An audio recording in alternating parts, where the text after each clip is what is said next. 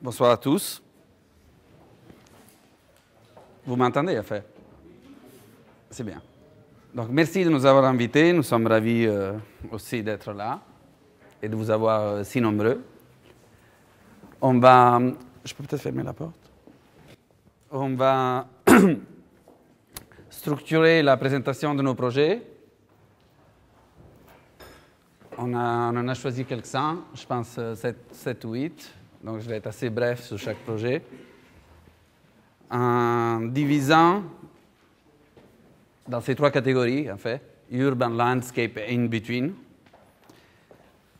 qui montrent un petit peu ce qui nous intéresse le plus, en fait, dans l'architecture et en général dans le travail qu'on opère aujourd'hui, qui est l'idée de rechercher une stratégie, de présenter une stratégie qui se base, qui n'est pas seulement une stratégie en approche contextuelle, en fait, de l'architecture ou du site, mais qui est plutôt une raison d'être qui prend en compte à la fois des facteurs qui peuvent être sociaux, économiques, culturels et évidemment spatiaux, architecturaux. Donc, je vais vous comparer 2-3 projets et je démarre par cette œuvre de Daniel Buren, j'arriverai jamais à le dire, qui est une installation qu'il a fait pour Galleria Continua en Toscane. C'est un objet, en fait, qui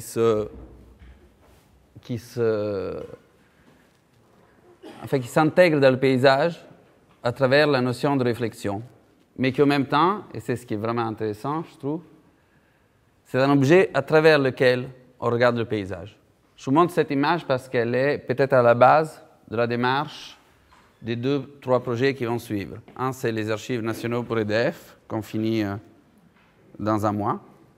Un autre, c'était le siège social pour une marque italienne qui s'appelle Marchesini. Et le troisième, c'est une tour à Beyrouth. Donc le premier, c'est les archives nationaux d'EDF. Un bâtiment d'archives est un bâtiment, donc là, c'est le contexte, en fait, c'est dans la Meuse, à côté de Nancy. C'est pratiquement un territoire très très plat, énormément agricole, où EDF nous a demandé, par un concours, d'installer un bâtiment d'archives. Et ils avaient, dès le départ, une ambition environnementale et énergétique très très forte. Et en même temps, ce qui était... Donc ça, c'est le site. C'est vraiment la panoramique à 360 degrés autour du site.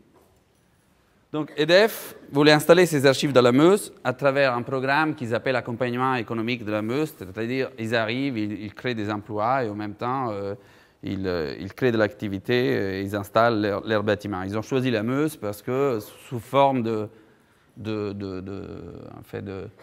presque de stratégie politique, ils ont pas loin les archives des déchets nucléaires de toute la France. Du coup, presque pour répondre à ce péché originel, ils installent énormément de choses.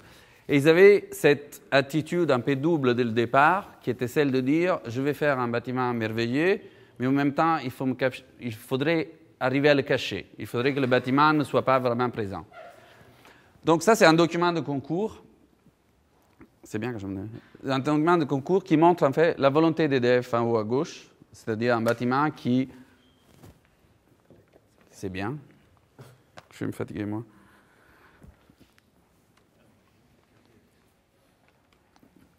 Ça marche mieux? Non, c'est pareil. Donc, en haut à gauche, on voit bien, il voulait à la fois un bâtiment qui puisse s'intégrer par une typologie plate, c'est-à-dire une typologie qui était sur un seul niveau à cette ligne d'horizon dessinée par le site, et à la fois, en même temps, il voulait une performance énergétique extraordinaire, simplement par l'envie de dire que le bâtiment devait devenir autonome. Donc cette notion était pour nous contradictoire, et dès le départ, au concours, on a produit ce document que de façon presque pédagogique devait amener le regard d'EDF vers une autre stratégie qui était celle qu'on proposait. Donc on a comparé, en fait, le modèle plat avec un bâtiment à 5 étages. sans encore dessiner le bâtiment, juste de façon abstraite. Et on voyait dans le modèle plat que la superficie d'enveloppe, en fait la façade du bâtiment, y compris la toiture évidemment, c'est-à-dire la surface d'échange avec l'extérieur, était le double que celle d'une figure compacte.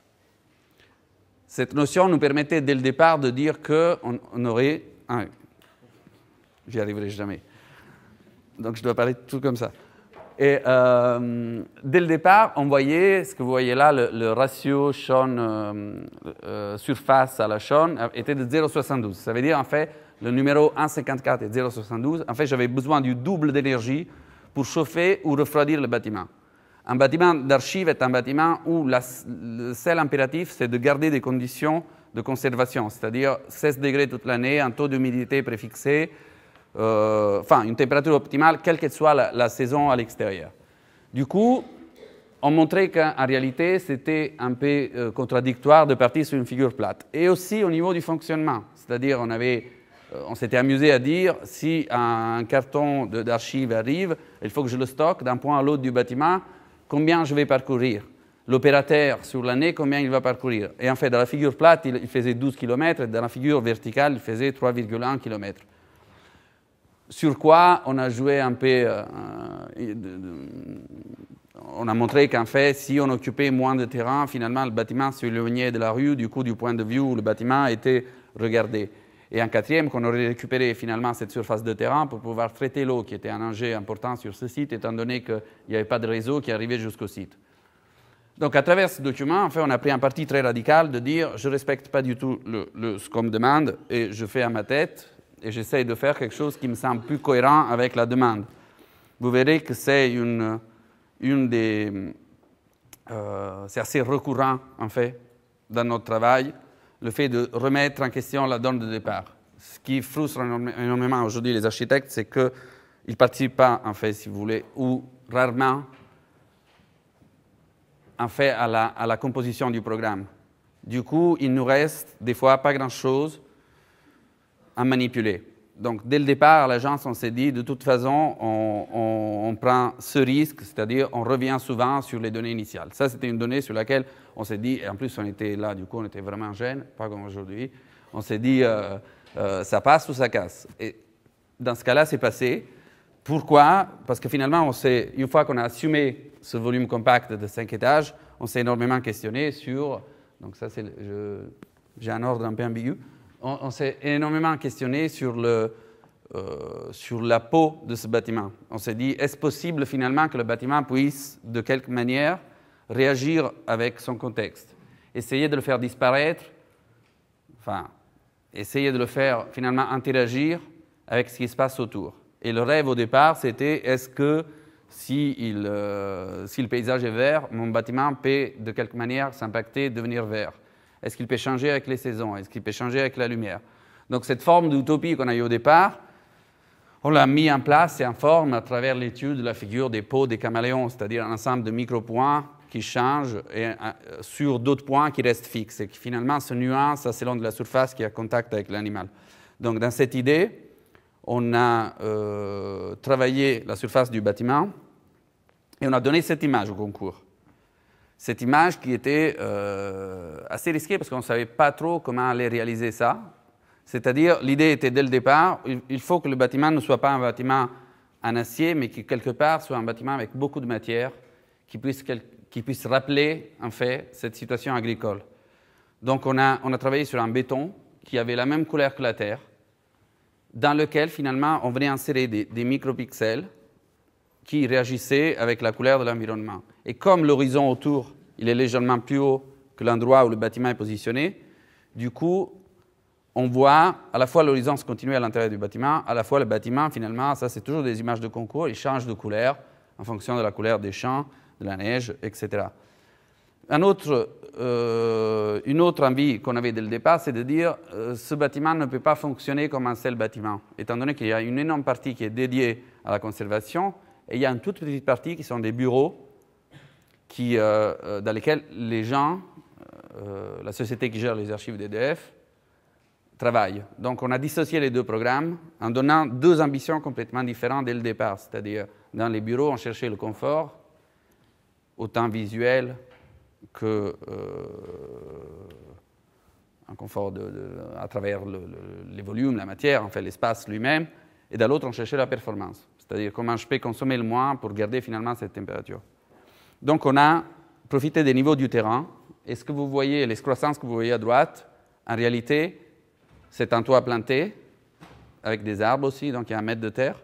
Et en utilisant le déniveau du terrain, on a positionné les bureaux vers la partie qui nous semblait la mieux orientée et celle avec la meilleure vue, et sur laquelle on a finalement constitué l'espace en fait, de travail quotidien, et que vous découvrirez par la suite, si j'ai les photos, j'espère, mais qu'en réalité fonctionne avec le bâtiment presque comme une séance cinématographique, c'est-à-dire je rentre dans un espace très sombre, je redécouvre un patio, je redécouvre le bâtiment depuis cet espace qui est un peu sous terre, je découvre le panorama à l'extérieur, donc je crée des micro-situations dans un projet où cette notion de micro-situation était très difficile à mettre en place étant donné sa fonction. Donc le bâtiment du coup s'est divisé en deux, donc cette partie en fait qui est enterrée, je ne la vois pas du tout depuis des points de vue éloignés, et il n'y a que le cube en fait qui s'impose dans la nature. Donc ça, par exemple, c'était une micro-situation après l'entrée. Toutes les circulations des bureaux donnent sur ce patio où finalement on reconstitue l'idée du reflet et à l'intérieur, enfin quand je sors de mon bureau, finalement je revois le bâtiment comme si c'était presque un objet extérieur. On lui a donné une matérialité, on a travaillé énormément sur l'enveloppe. Donc les murs, des murs font quasiment presque 1 mètre en fait, entre la paroi extérieure et la paroi intérieure. Et après, on s'est lancé, ça c'est le détail en fait, mais je vous passe en fait, l'idée c'est de ne pas avoir de pont thermique, donc avoir une continuité d'isolant et en même temps, le défi qu'on a pris dès le départ, c'est et qu'on est arrivé finalement à matérialiser, c'est que par le fait d'avoir choisi une volumétrie compacte, on avait une source d'économie par rapport à un projet plat. Donc on pouvait récupérer tout l'argent qui avait été prévu pour une partie du projet plat, pour finalement se confronter et le déplacer sur la partie plus sensible de ce projet qui était ses façades. Donc en se retrouvant cette enveloppe dès le départ, on a travaillé sur des modules de béton qui font 17 mètres de hauteur sur 3 mètres de largeur. Donc c'est un véritable défi technique. Donc, tout ça pour finalement ne pas avoir de joints et ne pas avoir de dessin dans les façades qui aurait finalement cadré ou donné des limites, etc.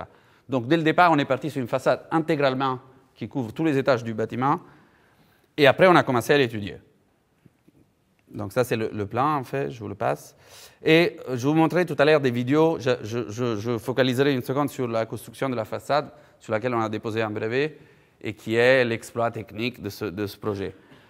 Une attention particulière du projet était donnée aussi au travail sur le paysage qu'on a fait avec une agence qui s'appelle BASE. Et nous avons, dès le départ, identifié une figure super intéressante dans le paysage de la Meuse, qui est le merlon. Le merlon est, enfin, c'est une limite de propriété, c'est-à-dire entre deux terrains, il y a dans la Meuse, toujours, mais partout presque en France, une bande dont les gens ne se sont pas occupés pendant des années. Ces bandes ont donné des végétations presque spontanées qui finalement marquent énormément le paysage. Et l'échelle des merlons change du bois à une petite ligne arborée. Donc on a fait le repérage sur notre site. Ce que vous voyez en vert, c'est ces fameuses excroissances. Et on s'est dit que ça aurait été une figure et un point de départ à exploiter pour la composition du paysage du projet d'EDF. Cette attention particulière, du coup, on a planté souvent ces lignes et en calculant que le bâtiment, au bout d'un moment, puisse être complètement caché par un arbre, par des arbres en fait, et reconstituer cet élément naturel qui manquait sur place. Et même les clôtures, on a décidé de les travailler sur un système anglais qui s'appelle AA, en fait, qui est un fossé avec la clôture à l'intérieur. Et on a planté de façon, même en clôture, de garder cette approche un peu sensible de l'horizon et ne pas couper la ligne horizontale. Donc là, vous voyez le bâtiment à 5 ans et le bâtiment à 25 ans. Et vous voyez parfaitement derrière qu'on recompose en fait cette idée de bosquet qui est vraiment caractéristique du paysage de Bure. Là, c'est à 5 ans. En récupérant tous les terrains, finalement, on gère les eaux de tout le bâtiment, c'est-à-dire on prend les eaux, on les envoie sur le terrain et à travers les racines des plantes, par photo... on utilisait, enfin, le mot, je me souviendrai jamais, mais en réalité, c'est un processus où on épure, on oxygène et on régénère par les racines l'eau jusqu'au moment où elle est potable. Évidemment, la réglementation aujourd'hui ne nous permet pas de la réutiliser comme telle, donc on l'utilise pour des besoins moindres, mais l'idée dès le départ avec EDF, c'était de dire prévoyons un bâtiment qui puisse quelque part dépasser ce step réglementaire et être déjà un potentiel en lui-même pour une évolution éventuelle de la réglementation. Donc, voilà ce que ça donne dans la réalité, les bassins de... et ce que c'est sur le site. Donc, la question, donc tout le bâtiment est fait sur la notion de parcours, et je fais un zoom, en fait, est-ce que c'est mis en vidéo ou est-ce que je continue comme ça? Je fais un zoom sur la façon, sur la difficulté qu'on a eue pour faire les façades. Donc, l'idée depuis le départ, c'était est-ce possible d'avoir une même surface qui soit à la fois en béton, à la fois en acier chromé. Donc, nous avons dessiné une pièce et on l'a pensée un peu comme une encre, en fait, qui puisse quelque part résister aux efforts latéraux et aux efforts en tirage, et qui est celle-ci, en fait, et qui finalement, on vient protéger. Là, ce que vous voyez, c'est le moule d'une banche de béton, c'est-à-dire c'est là où je coule le béton. Et les pastilles sont collées une par une, selon un dessin. Enfin, on a mis en place un projecteur. Je pense que c'est mis en film. Oui. Vous comprendrez mieux. Hop.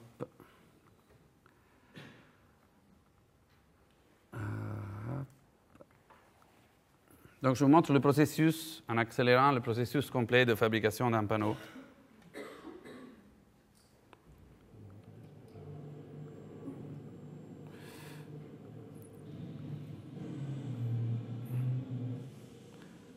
Alors, ce que vous voyez d'abord, c'est la préparation du coffrage, du fond de coffrage.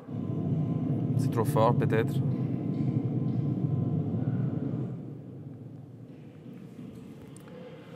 OK. La préparation de l'armature.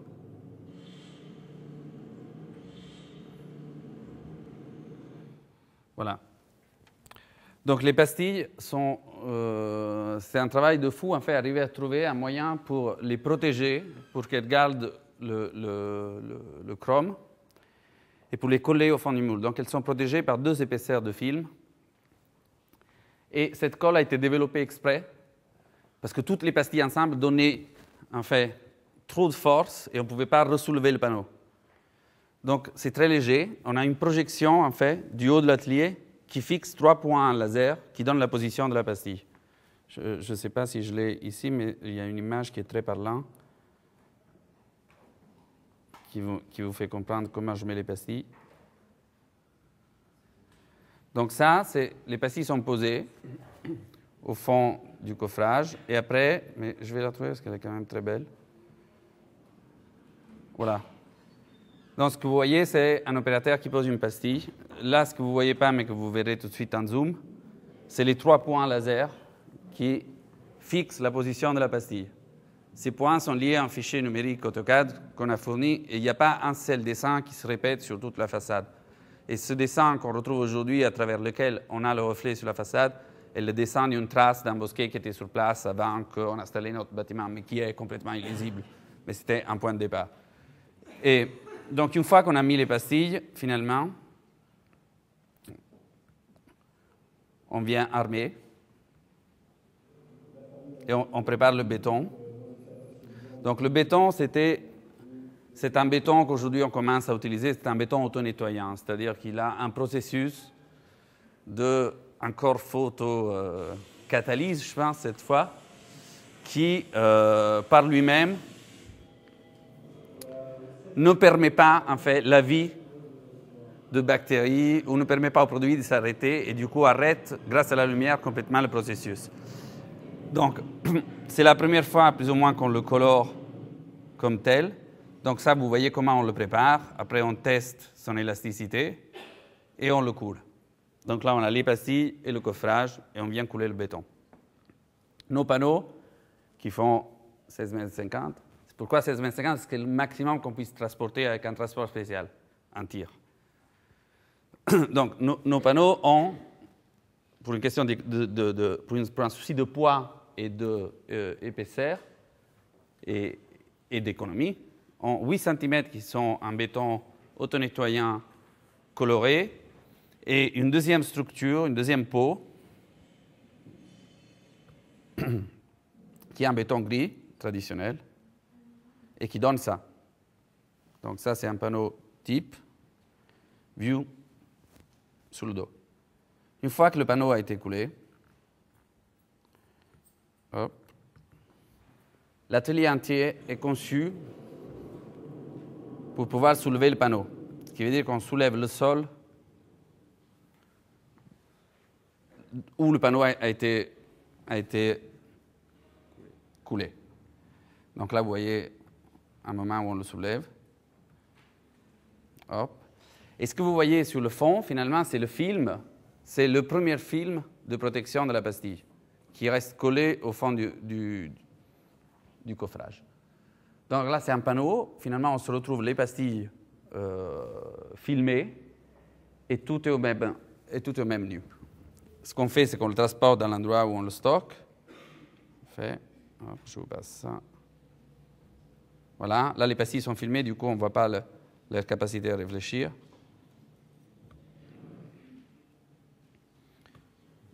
Et on y va.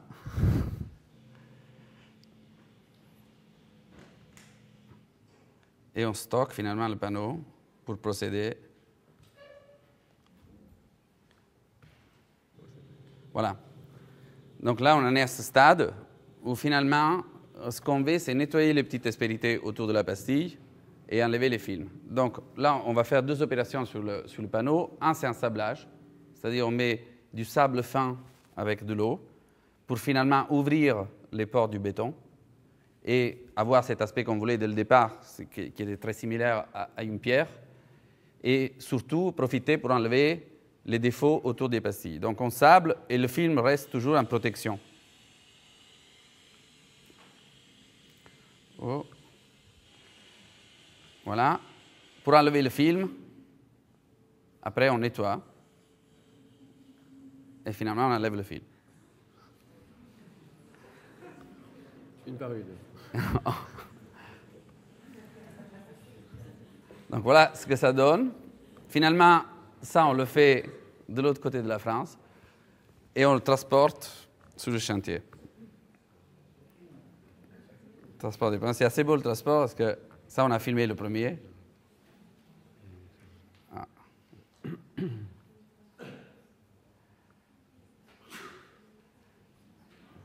Allez.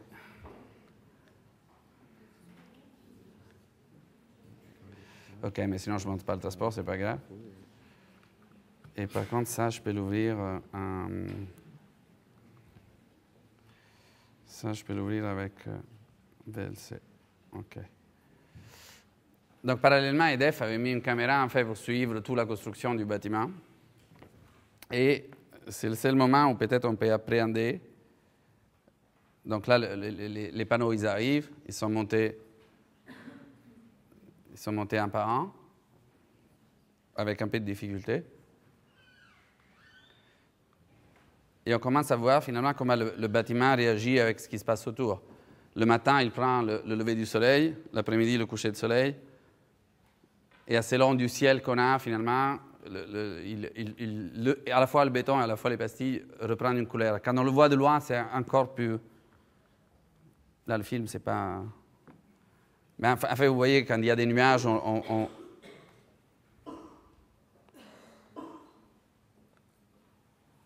Voilà.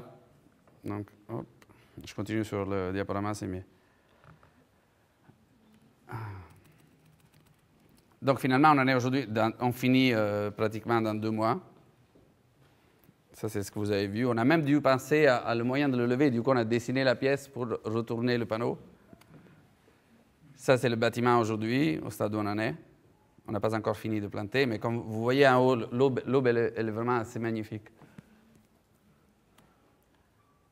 Où est-ce que nous en sommes? Et vous voyez que la présence des joints elle est quand même moindre, en fait. On a obtenu un peu cet effet d'abstraction qu'on voulait dès le départ.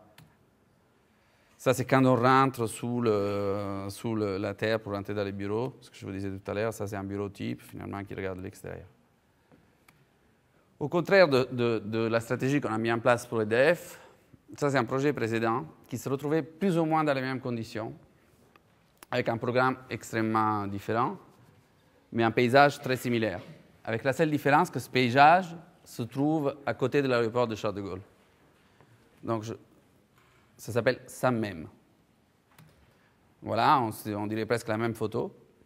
Par contre, il y a l'avion qui vient finalement ponctuer ce contexte. Et ça, c'est le village avec la petite église. Ça fait 90 habitants.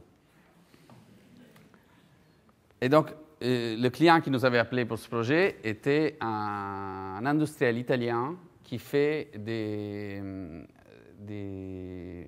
machines de packaging pour les produits pharmaceutiques et parapharmaceutiques. En fait, ils font des chaînes qui font 20 mètres, où les gens mettent les aspirines, et de l'autre côté, elles sortent emballées dans des cartons prêts à être transportés aux pharmacies. Enfin, aux vendeurs, en fait. Du coup, c'était assez enthousiasmant. Les machines qu'on voit là, c'est les lignes type. Et le bureau qu'on devait concevoir en France, c'était une sorte de showroom, parce que les machines sont fabriquées en Chine, j'imagine. Et finalement, c'était des bureaux où les gens pouvaient vendre ces produits, vendre ces machines, et un atelier qui devait faire 25 mètres de long pour finalement avoir la possibilité d'accueillir la machine la plus longue. Et donc, et il y avait cette idée de paysage, le terrain il était un peu en pente, on avait une vue qui était très très très belle vers l'ouest, et le programme était sectionné en deux. Ce qui fait que dès le départ, presque de façon naïve, on s'est dit, en plus ça correspondait à la contrainte qu'on nous avait donnée, on fait un lié qui fait 25 mètres de long, 30 mètres de long, et qui suit la pente. Du coup, il a une hauteur sous plafond variable, ce qui est très agréable dans un lié qui est extrêmement allongé. Et on met les bureaux au niveau qui nous paraît le plus adéquat à chercher un confort visuel. Donc on a structuré le projet sur cette idée de le diviser en deux, et ça donnait ça dès le départ. Le projet était conçu comme une coque entière en béton, y compris le toit, que pour nous était un élément fondamental, étant donné qu'il était vu presque plus depuis les avions que depuis les routes. Donc on a travaillé un projet qui était très très plat, qui continuait cette idée d'horizon, qui avait une seule enveloppe et qui finalement s'ouvrait complètement de la partie des bureaux sur l'extérieur. Donc un plan, c'était très simple. Je rentre au milieu de cet objet, soit je vais au showroom, soit je vais à la partie des bureaux, et tous les bureaux donnent vers la vue. Ça donne ça. Donc ça, comme vous voyez, on a pris pratiquement le point le plus élevé du village, excepté l'église, pour caler notre bâtiment. Et l'idée était d'être vraiment à l'opposé d'EDF, du coup, parce que ça nous semblait cohérent avec le programme. J'ai des photos beaucoup meilleures sous la neige, j'espère qu'elles y sont. Ça, c'est la toiture. Voilà les deux volumes. Et le geste d'avoir finalement gardé quand on fait un bâtiment de bureau, il y a quand même pas mal de techniques pour chauffer et refroidir. Et c'est toujours embêtant parce qu'il y a une sorte de contrainte majeure qui est il faut que je fasse un plafond et un sol qui puissent se démonter. Parce que probablement cet endroit sera amené à changer avec les changements des modes de travail, etc.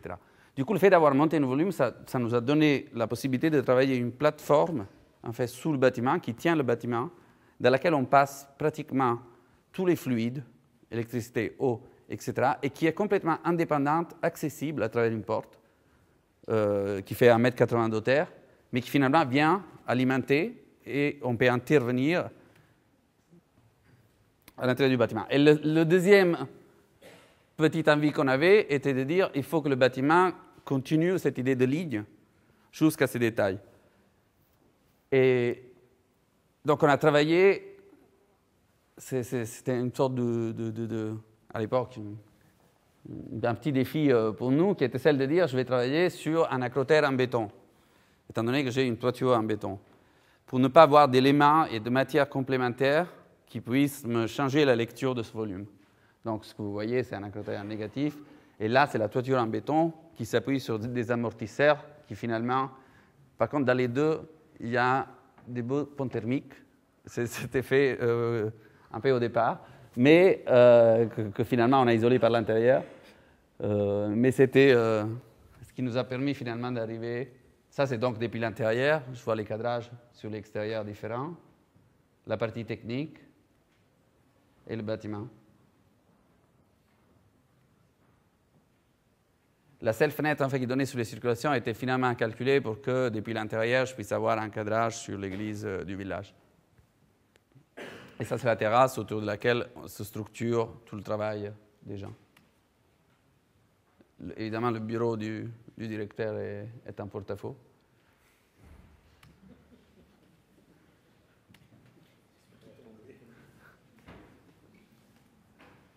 Et ça, c'est les intérieurs aujourd'hui. Donc, ce que j'ai cherché, c'était vraiment ce rapport direct au paysage. C'est un projet fait avec peu de moyens. Et on le retrouve finalement dans le choix de travailler sur des matériaux qui nous semblaient assez économiques et qui puissent répondre et qui puissent créer un certain confort. Donc les sols sont tous en parquet industriel, les voiles sont en béton, ils sont restés tels quels, etc. Alors là, ça c'est le projet le plus grand qu'on a à l'agence.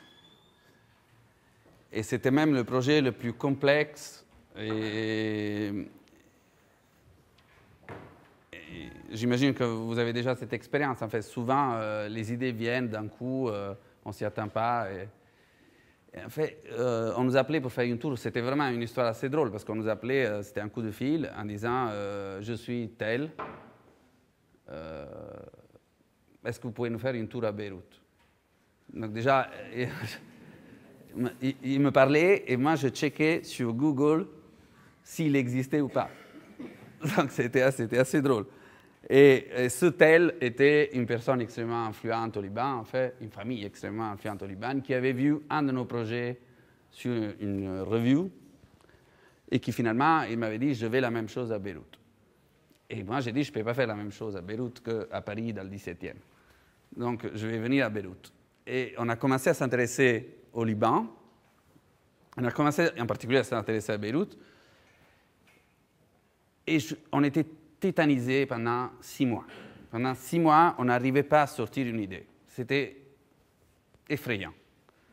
Et je ne sais pas comment on a fait pour le tenir en haleine tout ce temps, mais en fait, on est arrivé à Beyrouth et on s'est aperçu dès le premier jour que tout ce qui était la base de notre architecture, c'est-à-dire l'étude hyper attentive du contexte, d'un contexte économique, social, et là, on était on était complètement perdu. Il y a je crois, 17 communautés, 17 religions, 17 villes dans la ville. C'est-à-dire que vous marchez à Beyrouth et vous passez d'un quartier à l'autre et vous pouvez passer quand on va de Amran, on passe par le centre, Jamese. On passe de Rome à Baalbek, en passant par... Je veux dire, la différence entre les gens impacte énormément l'espace.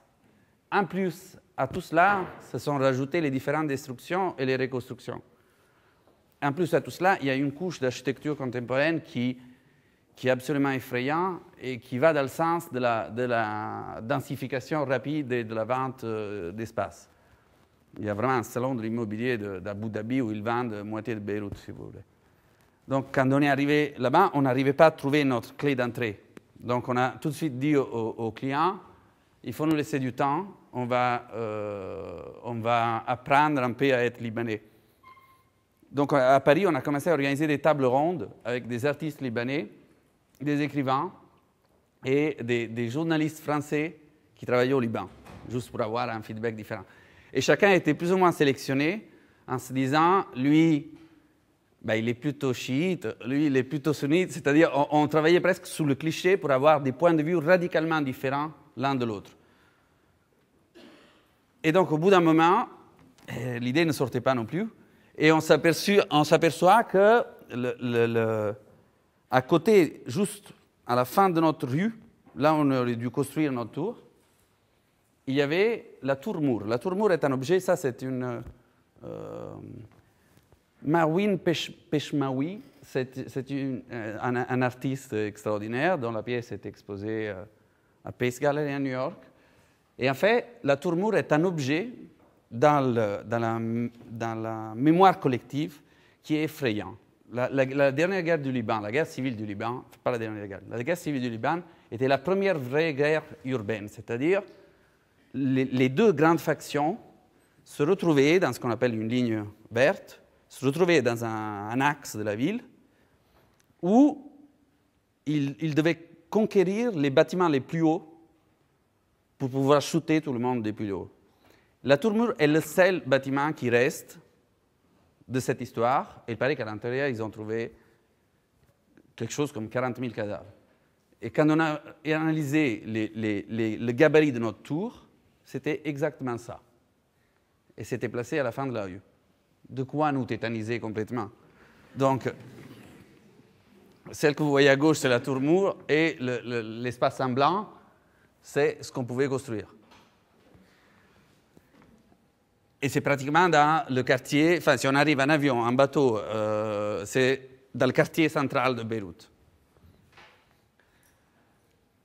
Et après, on a connu ces artistes qui nous plaisent beaucoup, encore aujourd'hui, qui s'appellent Khalil Djorej et Johanna J. Thomas.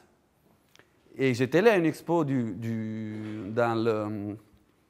au musée d'art moderne à Paris, où j'avais trouvé cette œuvre, qui était un énorme collage de Beyrouth, où les gens pouvaient partir avec un marceau chez eux, et quand ils enlevaient le marceau, par un miroir, ils retrouvaient leur image. Et ça m'avait fait... En fait, on a commencé à tilter sur l'idée de dire, et si Beyrouth n'était pas seulement une ville, et si notre tour n'est pas seulement une tour, mais ça devient un objet à travers lequel je regarde la ville évoluer. Donc évidemment, on avait déjà travaillé sur EDF. Donc l'idée était de dire comment je peux continuer ce processus et faire de la tour un objet pour porter le regard.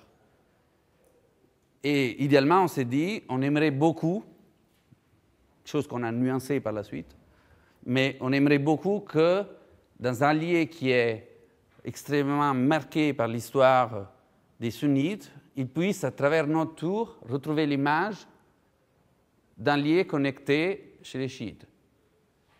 En fait, on l'a nuancé, ça c'était vraiment le départ. L'idée nuancée, c'est de dire Beyrouth, qui est une ville dont l'évolution est complètement incontrôlable, incontrôlée, et qu'elle-même a cette identité dans cette évolution. C'est-à-dire c'est une ville dont la force est dans l'énergie du changement. Peut-on utiliser cette énergie pour finalement faire un objet instable qui ne fait pas autre chose que faire regarder un espèce de grand miroir de Beyrouth. Donc dans ce délire, dès le départ, le projet n'était pas seulement la tour, mais il y avait des bâtiments autour et un socle commercial. Et il fait 125 000 m².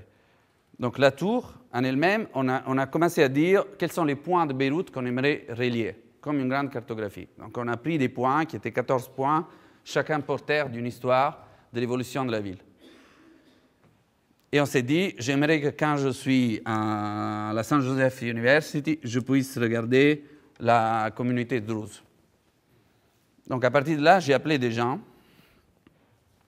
Et à l'agence, on a commencé à développer un logiciel qui nous permettait de travailler sur la réflexion et d'insérer une carte de Beyrouth en volumétrie et de connecter deux points. Ce logiciel générait un angle et plusieurs angles en fait, qui me permettaient de pallier à la déformation conique d'une image sur une façade en acier. Donc à partir de là, on a mis en place un système qui nous permettait de dessiner une façade qui pouvait quelque part relier des différents éléments. L'idée, c'est vraiment basique. Si de là, je prends un miroir et monsieur, je vais lui faire voir monsieur qui est là, je l'incline comme ça. Sauf que dans un bâtiment de logement, c'est des logements, tout ce qu'on peut incliner, c'est des protections solaires.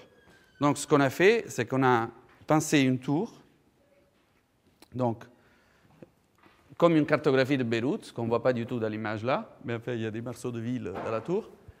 Ça, c'est juste si c'était blanc.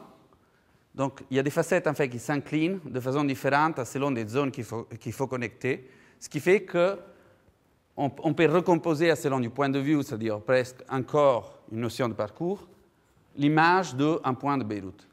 Là, et ce qui est super intéressant, c'est que, donc on a travaillé après sur comment arriver à ça, et on a travaillé la tour avec un plan, c'est dommage par contre. Est-ce que j'ai un autre plan? Parce que là l'image est trop cramée, mais en fait, la tour est une croix avec les angles vides, et dans les angles, comme c'est des triplex, chaque 3 étages ou 6 étages, comme j'ai 4 angles, vient se passer des terrasses. Ce qui fait que les protections solaires qui confinent l'espace de la loggia sur 3 niveaux donnent en fait un aspect non fini aux angles de la tour. Du coup, on perd un petit peu sa notion et sa matérialité. C'était notre cauchemar, en fait, c'était de l'assembler. Parce que quand on est arrivé, quand même, il faut dire, on est arrivé à Beyrouth, on s'est dit, on fait un projet méditerranéen avec beaucoup de matière, pas beaucoup d'ouverture. Et quand on a vu la tour Moore qui était à 2 mètres, on était un peu tétanisé par cette idée. Du coup, l'idée était comment être immatériel et en même temps profiter de la tour pour porter le regard ailleurs. Donc, on a fait ça en plan. Donc, il y a un plan en croix avec des terrasses autour qui s'alternent chaque 4 étages et qui sont protégés parce que vous voyez dans l'image, en fait, qui sont les volets, qui finalement s'ouvrent en panneau coulissant, mais dans chaque volet, il y a des facettes qui sont inclinées et perforées en acier qui finalement permettent de connecter une image à une autre image au niveau de la ville. Donc après, on s'est amusé en fait à se dire qu'à selon de l'heure du jour, on pouvait aussi profiter de ces facettes et les positionner pour qu'elles répondent au mieux aux besoins d'occultation solaire. Et là, on compare, c'est assez drôle en fait, mais je vais peut-être vous passer, mais on s'est aperçu que notre pot était le bon choix, c'est-à-dire celui de travailler en acier, et de travailler en acier chromé, était un choix qui se révélait intéressant, parce qu'à Beyrouth, là c'est la courbe de la température sur Paris. C'est-à-dire c'est une température que vous voyez, et il y a quelque chose qui s'appelle la plage de confort. C'est peut-être pas trop intéressant si je m'enfonce là-dedans, mais en gros, l'idée générale est celle de dire qu'à Beyrouth, on a quand même 9 mois l'année où cette plage de confort se place dans une tranche, alors qu'à Paris, elle varie énormément. Ce qui veut dire que je travaille presque comme si c'était une saison. Et dans cette saison, tout ce qu'il faut que je fasse, c'est renvoyer le soleil. Après, il y a la autre partie de l'année où j'aimerais bien le stocker. Donc, renvoyer le soleil, travailler sur une matière qui n'a pas d'inertie, au contraire de ce qu'on pouvait penser au départ, mais que, par sa capacité de réflexion, envoie le soleil ailleurs. Et il se trouve qu'en plus, on l'envoie dans une base qui est en bas et pour éclairer, etc. Donc ça, c'est les appartements de la tour. Quand vous travaillez au Moyen-Orient, vous êtes obligé de rentrer dans l'intérieur des appartements. Ça, c'est le toit. C'est l'appartement du client, en fait. La nuit. La tour. Alors, la deuxième partie, je ne sais pas ce que j'ai, la deuxième partie, c'était les immeubles autour. Donc, étant donné qu'on voulait faire de cette tour quelque chose d'exceptionnel, dans les immeubles autour, on s'est dit qu'on aimerait bien reconduire des thématiques traditionnelles de l'architecture, en fait, finalement orientale. Et recomposer en volume en prenant les gabarits de ce qu'il y avait autour. Donc, on a travaillé, on appelait ça cluster houses. On a travaillé sur des volumes, en fait, qui continuaient le tissu juste contigu, et que parallèlement se basait sur l'idée de la maison orientale, c'est-à-dire de la maison où j'arrive, je traverse des espaces qui vont de l'extérieur à l'intérieur souvent, donc je passe par des patios, je ventile naturellement, j'ai la notion espace public, espace privé qui est entrecoupée par différentes hiérarchies, c'est-à-dire je rentre d'abord dans un porche, après je découvre l'espace public de la maison, c'est-à-dire ce qui est visible. Après, je passe sur un patio. Après, je passe dans les parties privées, jusqu'à arriver aux espaces de servitude qui sont des vrais apparts et qui ont un circuit parallèle pour arriver à servir les espaces principaux.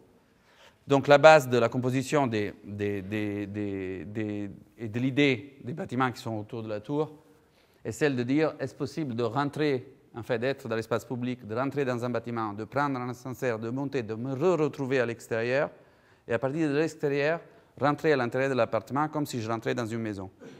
Donc, et surtout, après, est-ce que cet appartement, il peut aussi répondre aux saisons, etc. Donc, ça, c'est au Moyen-Orient, ils ont quelque chose qui est fondamental, qui est l'entrée. L'entrée d'un logement quelconque au Moyen-Orient, en anglais, ils appellent ça lobby, est une pièce qui ne sert à rien et qui fait 25 mètres carrés. Et à partir de laquelle, en fait, je distribue 2-3 espaces, mais qui, en réalité, c'est vraiment juste un espace de transition avant de rentrer dans l'espace plus intime. Donc, on a utilisé ça pour finalement venir créer une interface ouverte, c'est-à-dire là, c'est ce que je retrouve quand je sors de l'ascenseur central de l'immeuble. Je me retrouve sur un patio qui est ouvert, derrière une peau typiquement orientale, et qui finalement me permet de pénétrer le logement, qui est un espace plus fermé et qui répond à d'autres besoins thermiques aussi. Et sur cette base, après le logement, il développe un ensemble de percements sur l'extérieur qui, à selon de la saison, accomplissent des fonctions différentes. Ce que vous voyez en haut, c'est la version été, où finalement les baies vitrées se stockent sur le plafond. Et ce que vous voyez en bas, c'est la version hiver, où il recompose un espace extérieur. La chambre, etc. Et le troisième défi, ça c'est dommage par contre. Le troisième défi était la base de tout le projet. Une des clés quand on dessine une tour, c'est de dire comment je l'accroche au sol. C'est presque ce qui en définit la réussite ou pas vis-à-vis de l'espace public.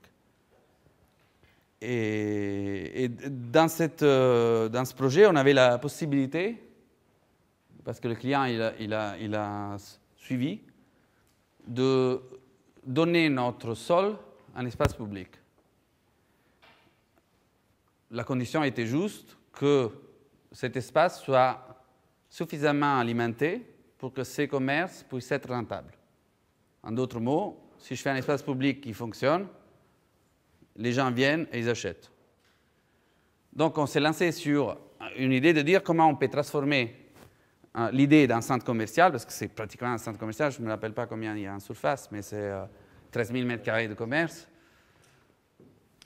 en quelque chose où les gens aient envie de venir à Beyrouth, où il ne marche pas. Beyrouth, c'est la ville des voitures. C'est-à-dire, nous, on s'est baladé à pied, on a fait 700 mètres, il y a eu 5 taxis qui sont arrêtés, qui nous regardaient pour dire « je suis sûr que vous êtes à la recherche d'un taxi ». C'est-à-dire les gens ne marchent pas. C'est inexistant. Par contre, il y a des Porsche Cayenne partout.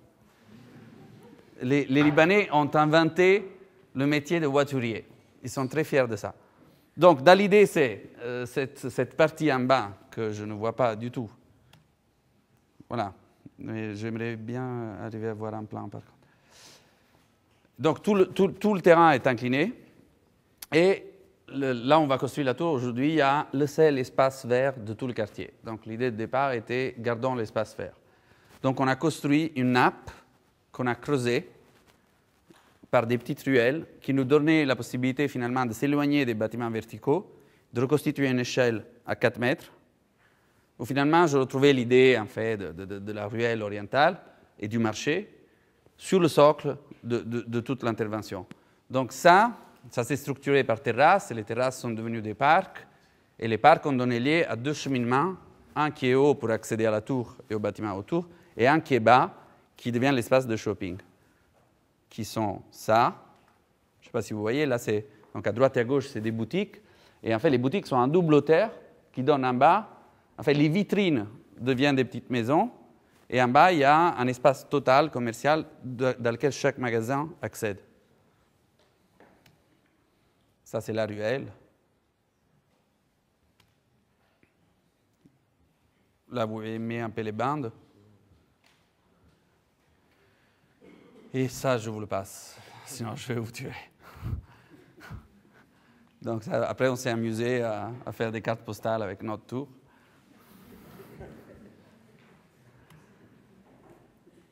Voilà.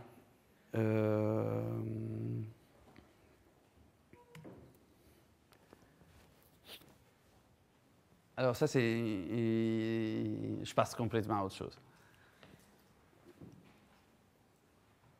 Ceci est... ça, quelqu'un doit connaître ici. Enfin, il y a une partie de Paris qui était...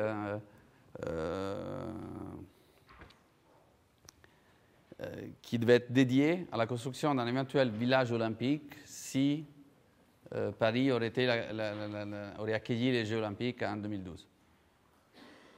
Et finalement, à partir de là, ils ont développé tout un projet d'urbanisation d'une partie d'un arrondissement parisien autour d'un parc. Ça s'appelle la ZAC Cardinet.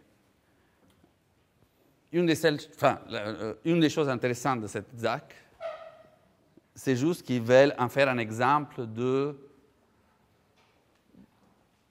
production énergétique à l'échelle d'un quartier. C'est-à-dire qu'ils imposent à tout bâtiment sur la ZAC de se relier au bâtiment à côté.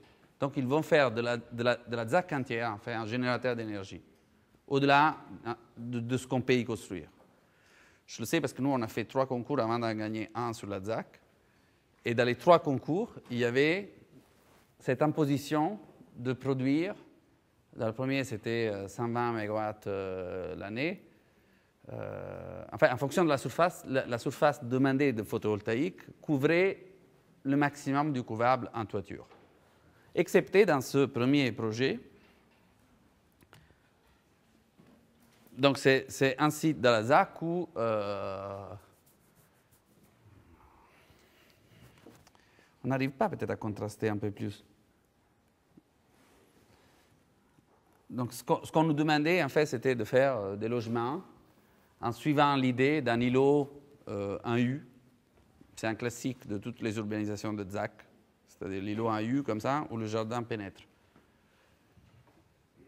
Et sur ce modèle, ils appellent ça une étude de faisabilité, c'est-à-dire, ils disent on peut construire telle surface en utilisant tel volume pour cette typologie.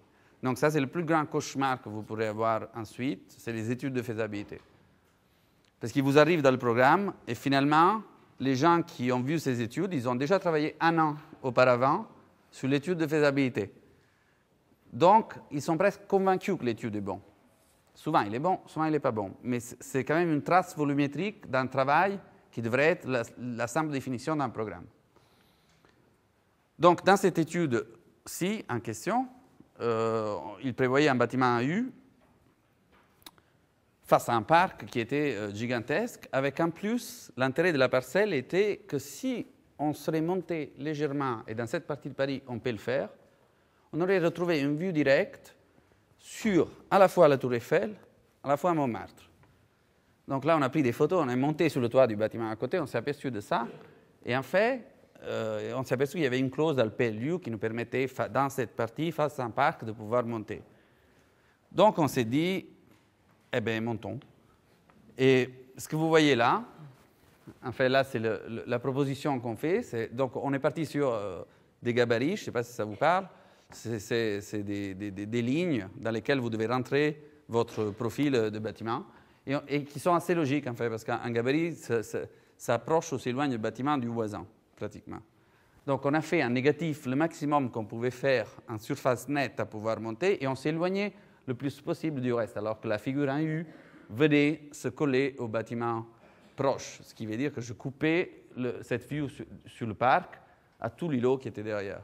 Donc on s'est dit que dans ce cas-là, il nous paraissait plus intéressant de monter sur une figure compacte et verticale et très élevée. Sauf qu'en faisant ça, et du coup on montrait, ça c'est toujours les documents qu'on fait en concours, ça c'était la figure de départ était celle à gauche, et nous on a proposé celle qui était à droite. Dans celle qui était à droite, on montrait très rapidement que du coup, on portait moins d'ombre sur les voisins, on permettait plus d'utilisation du sol en végétal, et On avait aussi des appartements plus qualitatifs, peut-être des cages d'escalier moins qualitatifs, mais parce que ça fonctionnait sur l'idée d'un noyau central et des appartements qui se distribuaient autour. Et deux, par la forme, on arrivait dans tous les appartements à donner une vue directe sur le parc. Donc, on s'est amusé à faire cet exercice. Et finalement, par contre, ce qu'on perdait, donc ça marche beaucoup mieux. L'idée de compacité aujourd'hui est un élément fondamental. C'est-à-dire, si vous arrivez à compacter votre volume, c'est un point de départ pour une bonne stratégie thermique et énergétique. Vous n'êtes pas obligé de le faire à chaque fois, mais c'est quand même un premier geste qu'on a l'habitude de faire à l'agence, c'est-à-dire comment je peux économiser de la matière. Donc, dans ce discours de compacité, je gagnais évidemment en enveloppe. Par contre, le fait de réduire mon plan ne me permettait plus d'installer la surface nécessaire de panneaux photovoltaïques qui auraient dû couvrir aux besoins et à la demande du concours. Donc, on a raisonné à l'inverse, c'est-à-dire, on s'est posé la question, est-il possible de les mettre ailleurs? Et à partir de là, on a développé une façade. Donc, on a développé une façade sur un module de photovoltaïque standard. Et on a fait une double peau. C'est-à-dire, l'objet il est vertical, il y a des balcons tout autour. Et finalement, à la place de faire un garde-corps classique, on a fait un garde-corps en photovoltaïque, des verticaux qui nous permettaient de séparer les appartements entrés en photovoltaïque. Et tout ça ensemble, ça donnait une peau en photovoltaïque, en fait, qui répondait en plus qui nous permettait en plus, c'est là où on a calculé les trous dans la peau, de pouvoir faire pénétrer le soleil en hiver et servir d'occultation en été. Les deux modèles que vous voyez là sont les apports solaires maximisés en hiver et les protections optimales en été. Donc, en assemblant des panneaux photovoltaïques, que du coup étaient payés par un autre opérateur et non pas par le client, on a essayé du coup de travailler la notion de pénétration du regard et en fait d'animation de cet objet qui était assez insolite et qui était au milieu du parc. Donc on a pensé pratiquement un bâtiment où chaque logement pouvait s'individualiser par une couleur sans s'afficher de façon nette parce que de toute façon c'était une double peau et où le soleil, parce que les panneaux photovoltaïques étaient placés au sud, ce qui fait que j'avais toute la course du soleil, pouvait dessiner sur la peau derrière des ombres qui me permettaient finalement d'appréhender différemment la lecture de ce volume. Donc voilà ce que ça donne. Ça c'est l'angle, la partie la plus épaisse. Et un zoom sur la façade.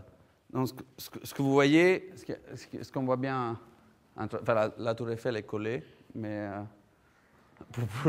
pour le reste, ce qui me paraissait intéressant, c'était cette notion de redessiner une troisième lecture de la double peau par la lumière. Donc le fait que la lumière puisse quelque part pénétrer, enfin, quand il y a de la lumière à Paris, c'est-à-dire 5 mois l'année, puisse dessiner finalement la deuxième peau qui était simplement à 1,20 m de la première, nous paraissait une notion intéressante dans un immeuble vertical qui n'avait pas vraiment beaucoup de relation avec ce qui se passait autour. C'est un appartement, évidemment. Et on a même pensé à un jardin photovoltaïque, mais ça ne marche pas. Et ce qui est intéressant, c'est que finalement, dans un immeuble de logement, vous ne pouvez pas vraiment contrôler son image nocturne. Parce que souvent, vous n'avez pas les budgets pour penser ça. Et surtout, au niveau de l'usage, vous ne pouvez pas du tout contrôler ni savoir quand est-ce qu'un utilisateur va vivre la nuit ou pas. Donc, ce qui me paraissait intéressant, c'était aussi ce côté changeant où finalement la réverbération de la lumière intérieure avait un impact direct sur la vie du parc, qui s'étend pour une question énergétique à certains moments la nuit, et que du coup l'immeuble, de par sa vie, lui donnait une sorte de signal de lumière. Nous avons perdu. Nous sommes arrivés deuxième, ce qui est horrible. Combien j'ai fait? Ça, je vous la passe rapidement sans vous l'expliquer. C'est une maison préfabriquée qu'on transporte sur un tir et qu'on est en train de construire parce que la parcelle était trop serrée et que pour une question de vis-à-vis, on ne pouvait pas ouvrir deux parties de la maison et on n'avait pas d'accès au chantier. C'est-à-dire c'est au fond d'une parcelle où le seul accès, c'est 2 mètres. Donc on a constitué tous les murs de la maison d'un seul trait, on les a rentrés et finalement on est en train de les monter sur place. Donc l'idée c'est ça en fait. Il reste 10 minutes. Alors je choisis le projet. Donc voilà, donc, ce qu'on pouvait faire c'était utiliser en base et en fondation des éléments très très simples qui ne devaient pas être transportés, donc on a utilisé du parpaing et sur lequel on vient mettre une structure acier pour arriver à ça comme image et les planchers bois finalement qui sont facilement transportables. Ça c'est l'image, ça c'est la réalité. Voilà. Et je finis peut-être, je vous passe encore tout ça.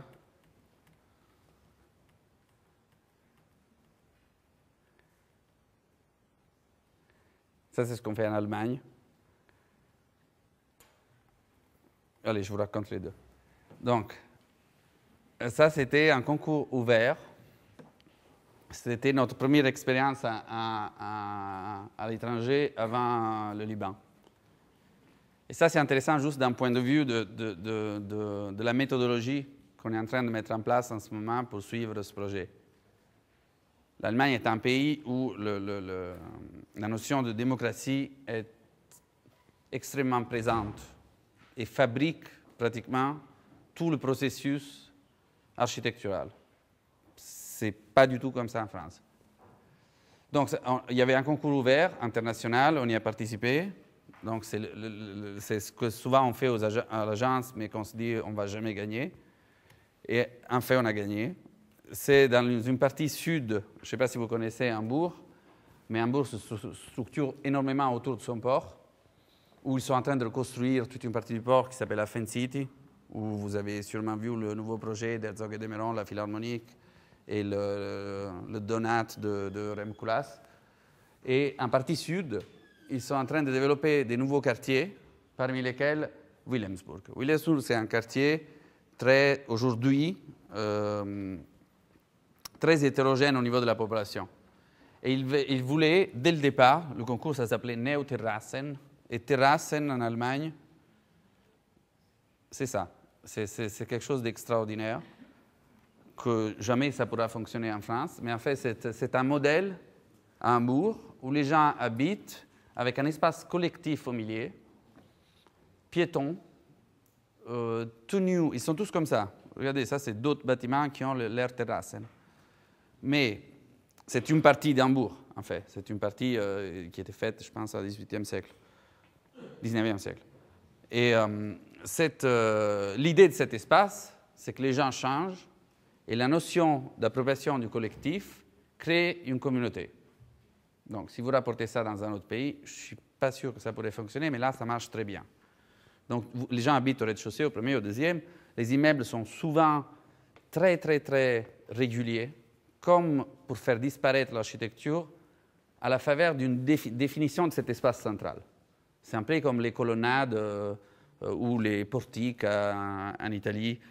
Ces rythmes réguliers où finalement le rythme définit l'espace, mais on ne voit plus le détail, on ne voit plus l'unité. Et ça, c'est assez intéressant, à la fois d'un point de vue de la morphologie du bâtiment, à la fois d'un point de vue collectif et social de l'usage de ce bâtiment. Donc ça, c'est le concours, ça s'appelait comme ça, Neoterrassen, ça c'était les Terrassen. Et par contre, les Terrassen ont un truc extraordinaire, c'est qu'il n'y a pas de voiture. Alors que là, on nous demandait, si je banalise ça en programme français, c'est des maisons en bande, individuelles, avec chacun un garage et la possibilité d'accéder en voiture. Alors, ça c'était encore la stratégie, la fameuse comment réinterpréter les données. Donc, ce que vous voyez à gauche, c'est le modèle de Terrassen. Ce que vous voyez central, c'est les maisons en bande. Et après, c'est ce qu'on a inventé. Parce qu'on a gagné d'abord le quartier, et maintenant on est en train de faire les îlots. Donc, les maisons en bande, en fait, fonctionnent. Je ne sais pas, vous avez sûrement vu ça. C'est une maison, son garage. C'est souvent en Hollande, en Allemagne, il y en a partout, en Angleterre, aussi en France. En France, il y a une transition entre les deux. Mais souvent, ça donne sous la rue, et on a une porte de garage en bas où on met la voiture. À partir de là, on rentre dans un escalier et on monte en haut. Et devant, il y a un front garden, un petit jardin et un back garden derrière où finalement le séjour s'ouvre. Donc ça, c'est incompatible avec l'idée de créer l'usage d'un espace collectif entre deux immeubles, étant donné que je dois accéder avec une voiture. Du coup, les premiers 3 mètres sont occupés par cet accès. Les terrasses, c'est génial, mais c'est incompatible avec l'idée de voiture. Et du coup, on a essayé dès le départ de faire un modèle hybride. Un modèle hybride où finalement je puisse, dans l'idée où les gens peuvent vivre dans cette forme de communauté, de collectivité qu'ils créent, et après je vous raconte comment ça s'est passé par la suite, c'est extraordinaire. Du coup, on a déplacé, on a fait un îlot en U à la française, avec un jardin privatisé côté, dans ce cas côté est, et qui finalement n'a que 2 garages sous la rue. Et on a rapproché ces immeubles pour que finalement cette rue, où on a fait passer une voiture, mais on a fait un traitement pour que le sol disparaisse, on a fait passer une voiture en zigzag pour pouvoir planter toujours au milieu. Du coup, on reconstitue en fait, je ne sais pas si ça se voit, on reconstitue un espace bâti avec un espace central planté. On a l'impression que la voiture ne peut pas passer. Elle passe autour et surtout, elle se gare en fait sur les 2 parties du U. Et à partir de là, on distribue tous les logements, qui sont des maisons. Et en fait, ça donne ça.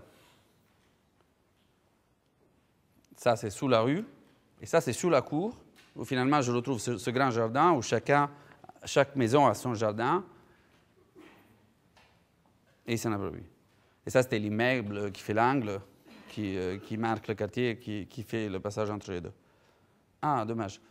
En fait, ce qui s'est passé par la suite, c'est qu'on a gagné, je vous le raconte juste parce que c'est drôle, on a gagné le concours sur ça, sur l'idée du master plan, et à partir de là, on a commencé une démarche en Allemagne. On s'est dit, est-ce qu'on ouvre une agence en Allemagne, est-ce qu'on reste en France, est-ce qu'on y va comme ça. Du coup, on a constitué une équipe allemande en France, et on a pris quelqu'un là-bas qui nous gère le projet.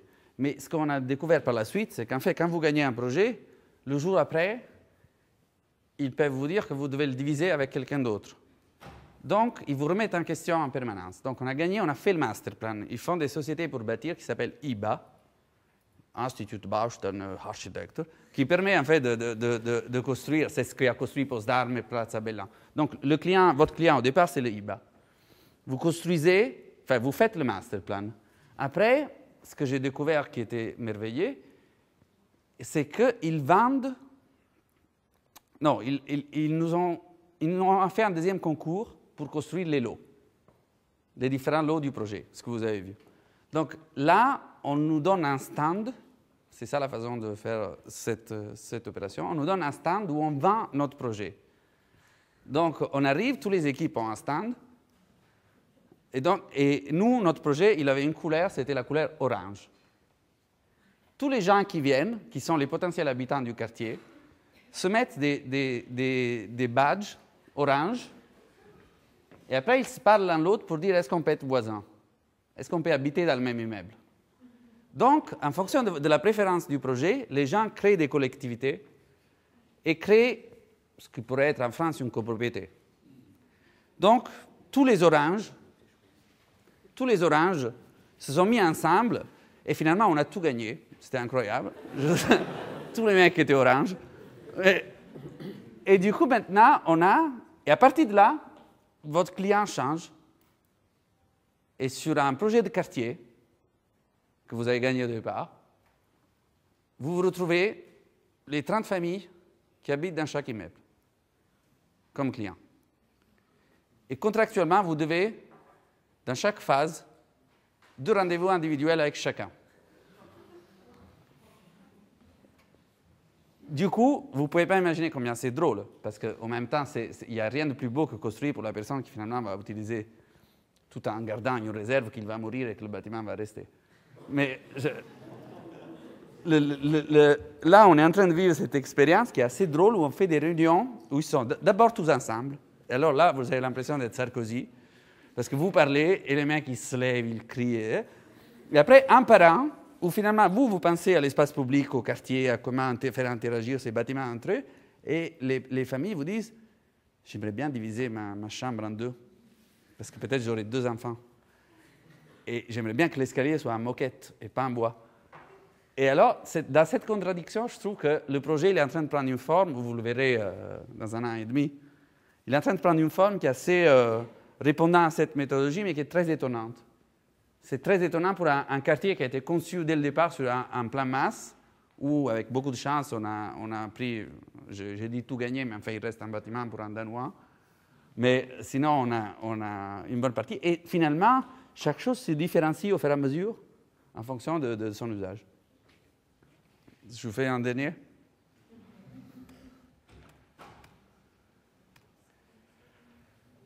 Alors ça, c'est à Bègle. Bègle est la ville de Noël, ma mère. Je ne sais pas si ça vous dit quelque chose. Et c'est une ville assez, aujourd'hui, assez dans un état de changement, parce que le TGV va arriver à... Il est bien arrivé, mais parce que surtout, ils vont accélérer... Non, ils vont amener le tram, en fait, depuis la station, depuis la gare, à Bègle. Ce qui veut dire, et Bègle, c'est à 2 km de la gare, ce qui veut dire que cette partie va être intégrée de façon nette à Bordeaux. Donc, ils ont commencé à planifier cet éventuel développement de la ville. Et c'est assez extraordinaire si vous y allez, parce qu'il y a des gens qui sont extrêmement passionnés et qui imaginent le futur de cette petite ville aujourd'hui comme quelque chose qu'ils appelleront presque un pôle d'échange. Et nous, on intervient dans la première phase, qui est un quartier qui a été dessiné par Tania Conco, donc qui a gagné le projet d'urbanisme, et dans lequel, comme dans toutes ces opérations, après, ils divisent les lots. Donc, ils font des concours sur chaque lot. Et là, on est arrivé, et c'était un concours très difficile, parce que les équipes en face étaient vraiment compétentes. Et on devait travailler sur les 3 lots, qui sont à droite dans le cercle. Donc, et ce qu'on nous a... Là, c'est trop vite. Ce qu'on nous demande depuis le départ, toute l'idée du plan urbain de Bègle, c'est de dire que le bâtiment il est assez compact pour que, par lui-même, il arrive à définir l'espace public. Si je traduis ça en d'autres mots, ça veut dire que j'ai des façades qui sont assez perméables et assez rigidement dessinées, on va dire. Ça, c'est vraiment... presque italien, mais pour que, finalement, je me retrouve des fronts urbains qui me caractérisent à la fois les places, à la fois les rues, à la fois les venelles. Donc, on était d'accord, plus ou moins, sur ce principe, ce qui est un peu le principe, je ne sais pas si vous avez été en Italie, mais c'est un peu le principe des places italiennes, c'est-à-dire, une place, elle existe parce qu'il y a 4 immeubles autour qui définissent la place. Donc, reproduire ce modèle me paraissait, dès le départ, intéressant.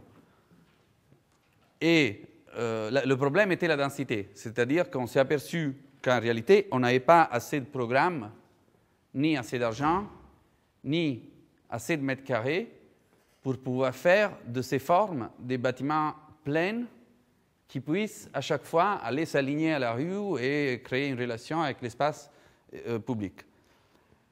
Donc on s'est dit, autant partir à l'inverse, c'est-à-dire on tient la parcelle, et presque en négatif, on vient vider l'intérieur et on travaille sur une bande de logements qui fait le tour.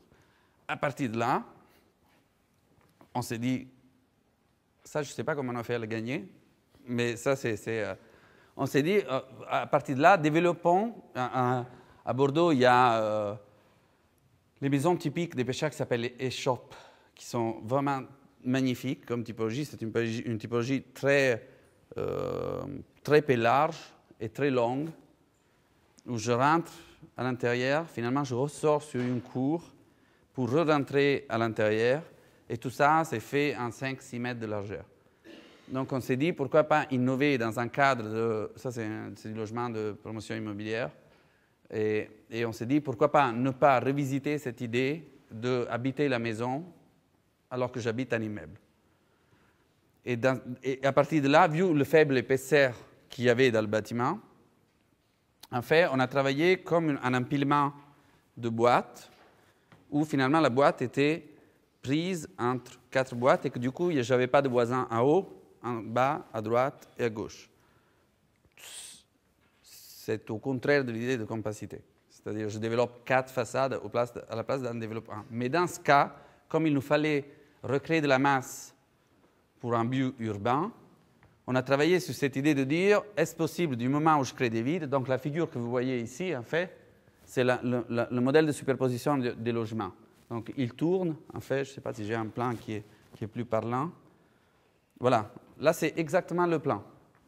C'est-à-dire, le logement, il a toujours moitié de la surface extérieure, qui est une terrasse, enfin, dont on verra tout à l'heure les caractéristiques, et qui est le toit du logement en bas.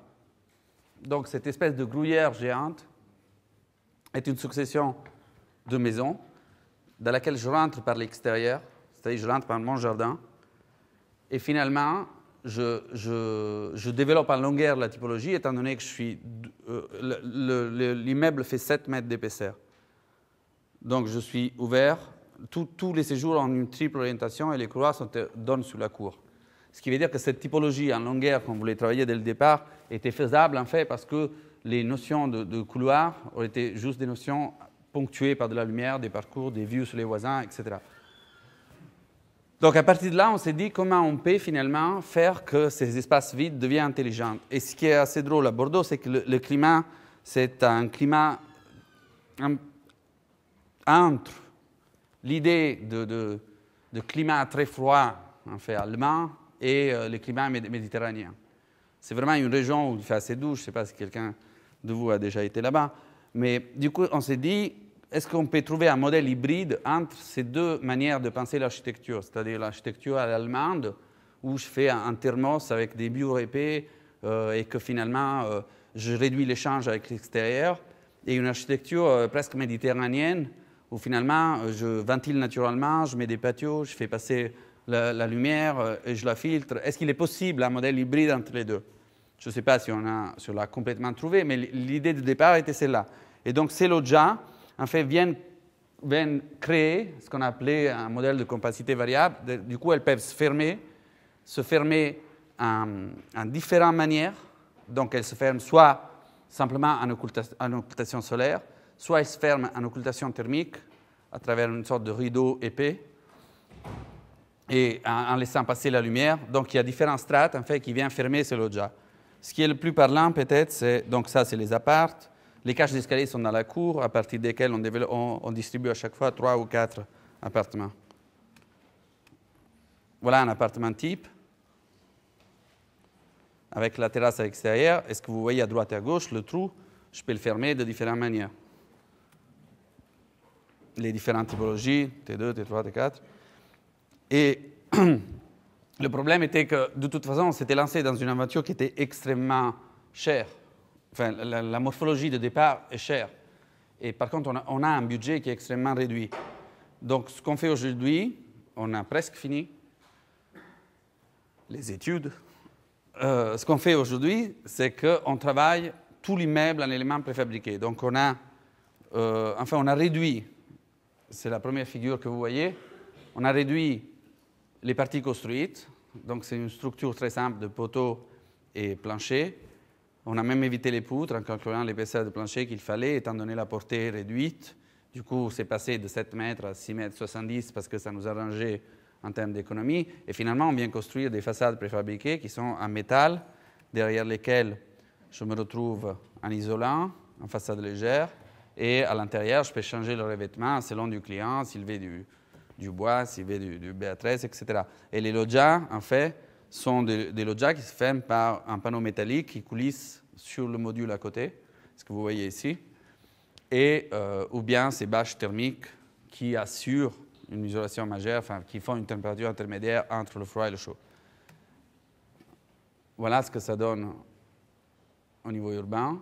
Et la nuit, finalement, ces panneaux, il y a certaines parties des panneaux qui sont perforés, qui ne s'ouvrent pas, où on remplit avec des briques de verre pour justement sortir de la typologie du logement, c'est-à-dire impacter l'espace public de façon plus mystérieuse qu'à travers un bâtiment qui soit très rythmé par des fenêtres de cuisine, salle de bain et séjour.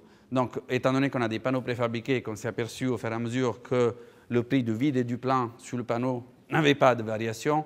Du coup, on a travaillé sur cette image hybride où le jour, je suis dans un bâtiment en métal et la nuit, finalement, j'arrive dans une sorte de bâtiment où la façade est beaucoup plus aléatoire et dessinée par l'utilisation des appartements à l'intérieur. Voilà.